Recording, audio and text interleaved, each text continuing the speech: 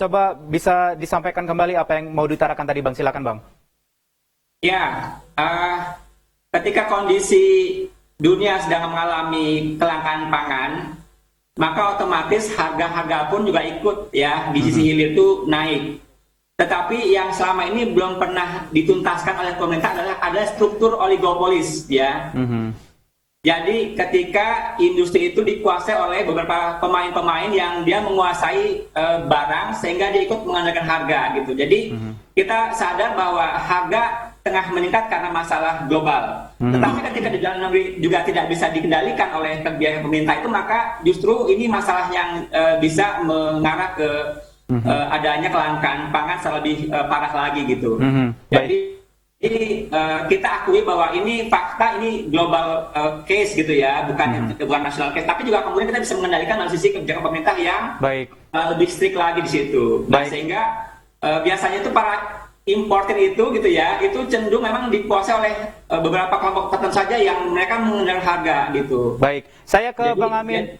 Bang Amin, itu yang saya kira jadi penting diperhatikan. Baik, Bang Amin, apakah mengetahui dengan apa yang disampaikan tadi dengan Bang Kelani terkait dengan ada oligopolis dan juga ada orang-orang tertentu begitu dalam pengendalian distribusi ini? Ya, saya kira itu dipahami oleh banyak pihak ya, termasuk juga dalam krisis minyak goreng. Itu kan yang kita soroti, itu bahkan kita tekankan, kita desak kepada Menteri Perdagangan, karena kita semua tuh tahu, datanya semua tahu 50% itu dikuasai oleh 5 produsen begitu, CPO gitu.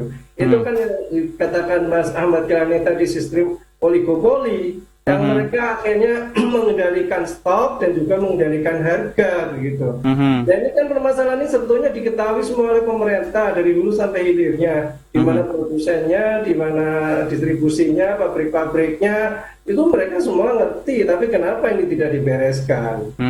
Terus ketika kita mau bicara solusi, ya memang harus ada political will lah yang jelas, nyata, benar-benar keberpihakan kepada rakyat kecil sesuai amanat konstitusi. Pemerintah jangan bersilat lidah, jangan main wacana-wacana buat kebijakan ini. Ada 8 atau 9 mungkin ya peraturan atau kebijakan yang dikeluarkan oleh pemerintah terkait dengan krisis minyak goreng. Baik, kalau begitu Bang Amin, kalau begitu sejauh ini pengawasan dari DPR sendiri terhadap kinerja pemerintah terkait dengan hal ini bagaimana, Bang? Ya, kita tidak ada habis-habisnya sudah menyampaikan begitu ya, bahkan menunjukkan dengan terang-terangan ini loh masalahnya begitu. Tapi kan ya kenyataannya krisis ini tidak pernah berakhir. Belum ada solusi. Sampai hari ini menurut harga pangan.id untuk minyak goreng curah masih Rp18.100. Padahal HIT yang dibuat pemerintah kan Rp14.000. Nah, kok ini belum tercapai tujuan pemerintah, malah mau mewacanakan, melempar gagasan mau menghapuskan minyak goreng curah. Lalu gimana keberpihakan pemerintah kepada rakyat kecil yang diamankan oleh konstitusi gitu. Baik, saya ke Bang Kelani. Bang Kelani, apa nih yang harus dilakukan pemerintah dalam kondisi hal ini? Apalagi kalau kita berbicara mengenai masalah kesiapan, ini kan berarti kondisinya akan panjang nih, Bang.